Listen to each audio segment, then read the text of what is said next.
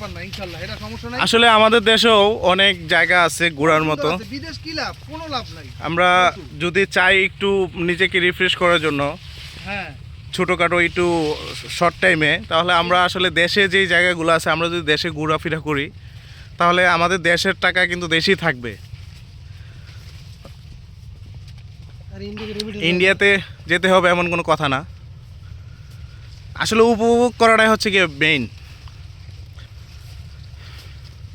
তো আমাদের দেশে যেইগুলো আছে স্পট আছে এইগুলোতে আসলে যাওয়া উচিত, সবারই যাওয়া উচিত।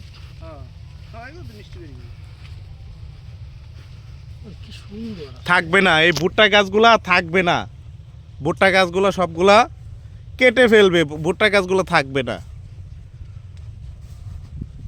কিন্তু আমাদের দেশ ঠিকই থাকবে, আমাদের দেশ ঠিকই থাকবে, কিন্তু ভুট্টা গাছগুলো থাকবে না, থাকবে না আর ভুট্টা গাছগুলো।